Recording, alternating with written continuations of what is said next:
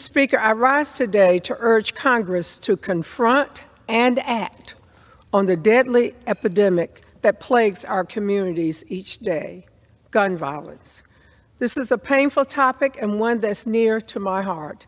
In this year alone, there's been an average of 2 mass shootings per day, and gun violence continues to be the leading cause of death for children and teens in this country.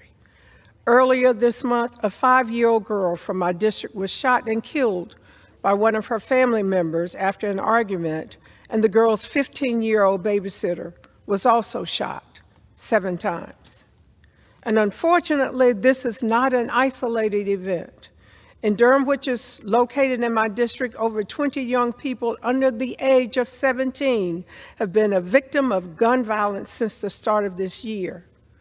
Thoughts and prayers are not enough and will never be enough. Gun violence victims, gun violence survivors, their families, and their loved ones all deserve more. And Congress must act urgently to save lives and keep our communities safe.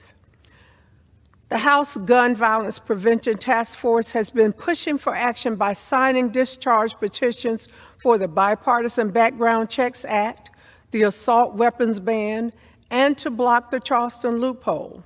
This is a bipartisan issue that a majority of Americans support, but we need support from across the aisle.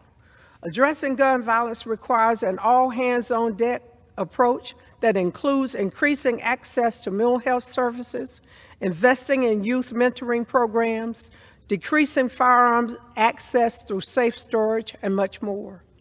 And my Republican colleagues claim to be working on this issue, but not one of them has joined our task force to help end gun violence nationwide, and instead they have unilaterally worked against gun violence prevention action on this House floor. No one in America should have to fear for their lives in their schools, our stores, our places of worship, our streets, or anywhere in our communities.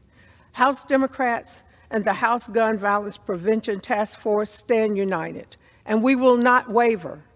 I encourage our colleagues on the other side of the aisle to put their words into action and join us in these efforts to save lives. Thank you, Mr. Speaker, and I yield back.